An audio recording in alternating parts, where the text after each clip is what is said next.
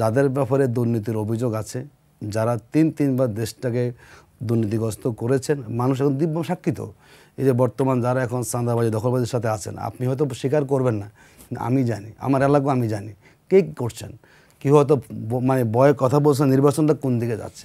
সুতরাং বাংলাদেশের মানুষ আগের মতো এসে একটা দলকে ভোট দিয়ে জিতাই দিবে, এই চিন্তা এখন শেষ। এই জন্য এখন বিএনপির লোকেরা নানা মানে কলা কৌশলে, মানে ছোটো হোক বড় হোক, যে আমরা মাফ করে দেবো, আমরা কি করবো, আমরা হলো আপনাদেরকে দানের শেষ প্রতীক আপনাদের পাশে আছে, এগুলো মূলত আওয়ামী লীগের ভোট নিয়ে নির্বাচনী বৈতরণী পার হওয়ার একটা চেষ্টা।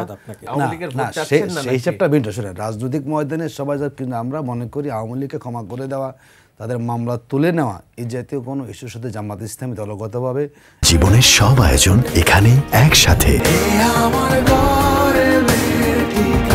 একমত নয়, এটা আমরা বলেছি।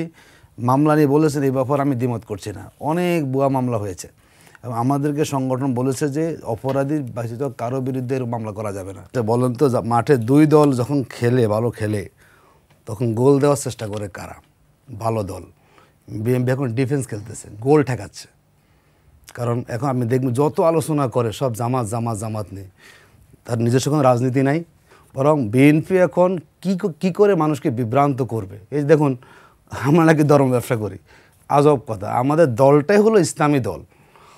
মানে ওনাদেরটাকে এখন আড়াল করার জন্য ন্যারেটিভ দাঁড় করান।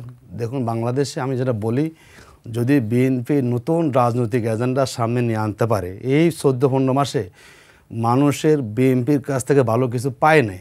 এই খালি নেতিবাচক কথাবার্তা বলে, জামাত জিকির করতে আওয়ামী লীগের পতন হয়েছে। বিএনপি যদি জিকির করতে থাকে ন্যারেটিভভাবে, বিএনপিকে কিন্তু কড়া মূল্য দিতে হবে সময়ের ব্যবধানে।